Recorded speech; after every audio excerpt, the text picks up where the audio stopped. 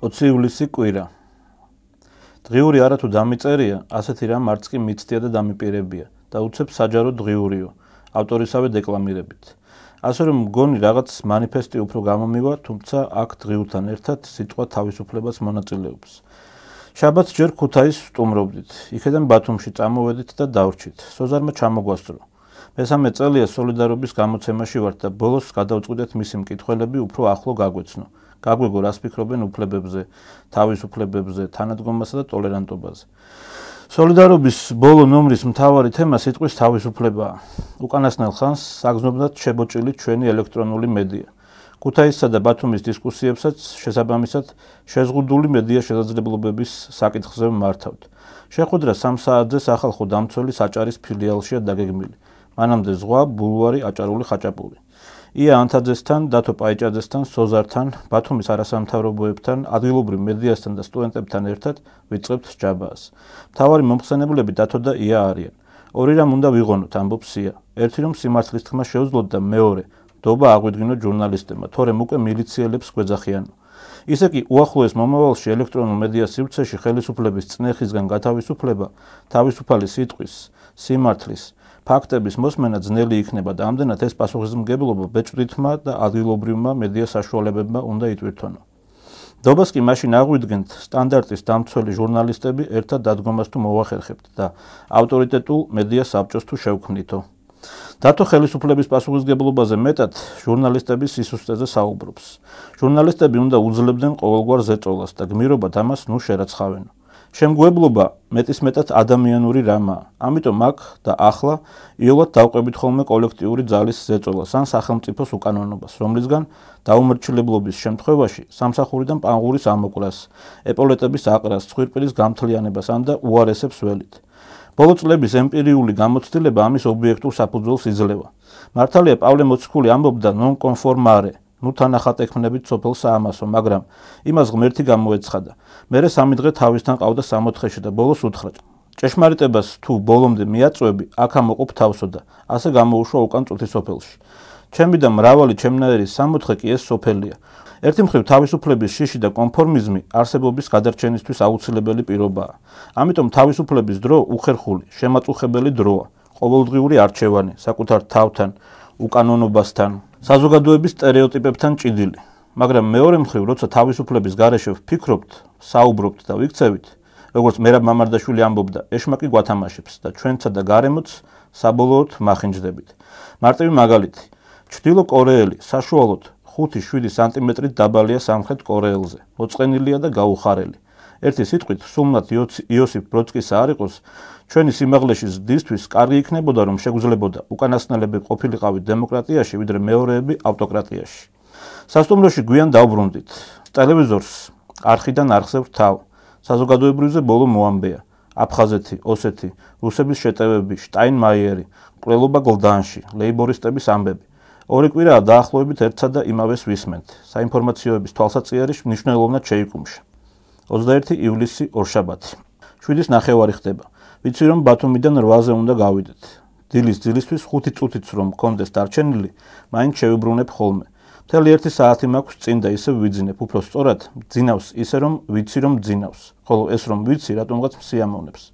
ტელევიზორს აღარ ვთიშავ, ბოლომდე რომ არ მივეცე ძილს. მე დავბრუნდები, მერაბ სეფაშვილი 9 საათზე. ცნობიერების ნაკადმა გამიყოლა. დედაო ღვთისავ, თავისუფალი საქართველო, თეთრი რაში, ფიალა უნდა უფალ თამადას. ჩემი გმირი გიწოდე, ხელი გამომიწოდე და ასე შემდეგ. ეს ჩვენი ბოლო 20 წლის გროტესკული სულიერი ისტორიის რეფრენია. უგემოვნობა, აბსურდი, ფარისევლობა და 1000 უბედურება მყისიერ კონფორმიზმში გათქვეფილი. თავისუფლების სახელზე აწეული და შესმული ამ ფიალებით, როგორ გინდა დაემალო ეშმაკის მანქანებას, ამ თეთრ რაშს, ყალბიეროვნულობის, რელიგიურობის, ვაჟკაცობის ამ იდეოლოგიას, რომელიც ფლოქებით თელავს ნამდვილ თავისუფლებას, რწმენას, გამბედაობას, სამშობლოს ერთგულებას. ჩემი მთავარი თავისტკივილი ნამდვილად ეს არის. მინდა კარგად გავერკვე და გავიაზრო, რა ხდება ამ ქვეყანაში. არც იმათ ვეთანხმები, ვინც ბელორუსსა და თურქმენეთს გვადარებს, და არც იმათ, ვინც მოდერნიზაციითა და რეფორმებით ხსნის იმას, რაც ამ 4 წლის განმავლობაში დაგროვდა სახელმწიფოს მიერ კონკრეტული ადამიანის უფლებების დარღვევის ფაქტების სახით. 22 ივლისი სამშაბათი. ცხელა, მაგვიძებს ჩემი კარგი მეგობრის, მოლა ვაგიფის ზარი. თბილისის ჯუმა მეჩეთის მთავარი მოლაა. ხშირად მირეკავს და მოდის ჩვენთან. ნამდვილი მეიდნელია და ამით ამაყობს. ვაგიფი ხშირად დადის საპყრობილეებში მუსლიმ პატიმრებთან.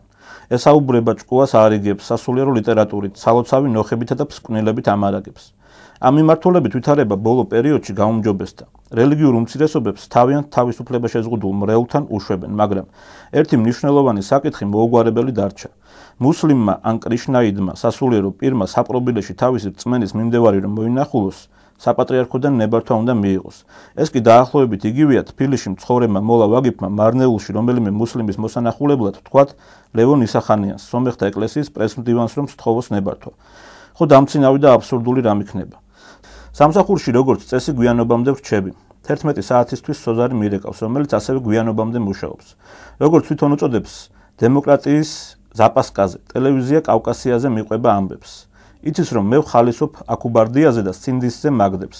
ასეა თუ ისე ფაქტია, რომ დღეს ეს არის სახელისუფლებო კონტროლისგან ერთადერთი თავისუფალი ტელეარხი და ისიც ფაქტია, რომ აქუ ჟურნალისტიკასთან დია შორსა დგას. ბოლოს სოზართან ჩავდივარ ოთახში და Freedom House-ის რეიტინგებს ვათვალიერებთ ქვეყნების მიხედვით. საქართველოს 7-ქულიან შკალაზე საგანგაშოდ მიუახლოვდა არათავისუფალი ქვეყნების ნიშნულს. თავისუფალი ქვეყნების სიაში რამდენიმე აფრიკული ქვეყანაცაა. ჩვენსავით ნაწილობრივ თავისუფალი კი ძალიან ბევრია. 23 ივლისი ოთხშაბათი. დღეს შედარებით უფრო მრავალფეროვანი დღე მაქვს. 12 საათზე სტუდია რეს დებატებში ვან ბაიბურთთან და ალა ბეჟენცევასთან ერთად ვარ მიწვეული. თემა ინტეგრირებული უმცირესობების წინაშე არსებული პრობლემებია. თბილისსა და დიდ ქალაქებში მცხოვრებ უმცირესობებს სხვა ტიპის სირთულეები აქვთ. ჩვეულებრივ ქართული იციან, მაგრამ მათ მიმართ უმრავლესობის დამოკიდებულება ძირითადად შემწყნარებლურია. ანუ მათ არსებობას უბრალოდ ვიტანთ და ეს ნორმად არის დამკვიდრებული.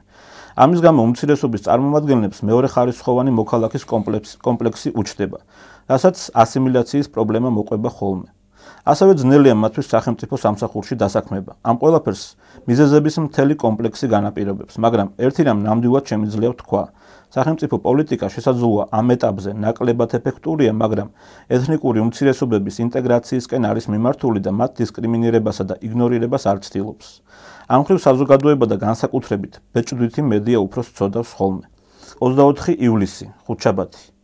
ანდრო მინდიაშვილის დაბადების დღე, 3 წლის გახდა. 25 ივლისი, პარასკევი. ჩემთვის კვირის დღეები თავისდაუნებურად კარგებად და ნაკლებად კარგებად იყოფა. ორშაბათს, ოთხშაბათს, პარასკევს და კვირასაც მძიმე რაღაცეებზე უფრო ვფიქრობ ხოლმე. სამშაბათს, ხუთშაბათს და შაბათს კი უფრო მსუბუქზე. ვეცნობი ინტერნეტით გამოქვეყნებულ წერილს, რომლითაც რუსეთის პატრიარქი საქართველოს პატრიარქს მოუწოდებს არ ეწვიოს უკრაინას. უფრო გლობალურად მართლმადიდებლობის მთავარი პრობლემა ის არის, რომ ის ძალიან დაშორდა თავის ქრისტიანულ ფესვებს, სახარებისეულ იდენტობას და კულტურისა და პოლიტიკის ცივილიზაციებს შორის კონფრონტაციის ნაწილად იქცა. ქართულ სინამდვილეში პრობლემა კიდევ უფრო მძაფრად იჩენს თავს. ეს რელიგიური ნაციონალიზმი ბაბილონის გოდოლივითაა.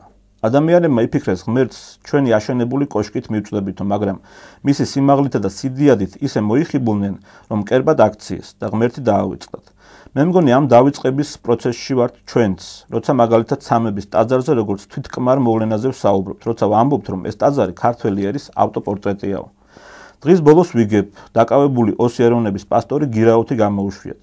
საერთოდ ცხადზე უცხადესია, რომ საქართველოში ლიბერალური დემოკრატიის განვითარება ყველაზე მეტად კონფლიქტების მოგვარებაზეა დამოკიდებული. კარგია, რომ ეგრეთ წოდებული ბებერი ევროპის ქვეყნები ბოლოს და ბოლოს უფრო აქტიურად ჩაიბრნენ გამოსავლის სიებაში. 26 ივლისი, შაბათი. ისევ მოლა ვაგიფი მირეკავს. ამბავი უნდა მოგიყვე. ჩემი პარიკმახერი იეღოველია და მითხრა გუშინ ბასილ კალავიშვილი გამოუშვიათ და როგორ იქნება ახლა ჩვენი საქმე? ეგ მეც მაინტერესებს. ვაგიფს ვუთხარი, რომ კალავიშვილი მოხუცი კაცია, 4 წელი იჯდა, თანაც ავად არის და შეხედულებებიც დაურბილდა მეთქი. ბასილ კალავიშვილი თავის თავს არ ეკუთვნოდა და მაშინ ძალოვნების მითითებებს ასრულებდა. ახლა ეს აღარ განმეორდება, ანუ ხელისუფლება ამით დაინტერესებული აღარ არის თქო. ციხეში ბასილი ბაპტისტების მთავარ ეპისკოპოსს შეურიგდა და ისიც ხშირად აკითხავდა ხოლმე. ერთი მაგარი ამბავიც მოხდა ეპისკოპოს მალხას სონღულაშვილის დაბადების დღეს. გდანის ეპარქიის მრევლი უზარმაზარი ტორტით დაადგა ბაპტისტურ ეკლესიას და მადლიერების ნიშნად დაბადების დღე მოულოცა. ასე რომ მე მგონი მშვიდად უნდა ვიყოთ. ერთი სიტყვით ტოლერანტობა ბორძიკ, მაგრამ წინ მიდის. დღის წესრიგში დემოკრატია და თავისუფლებაა. ნახოთ რას ვიზავთ.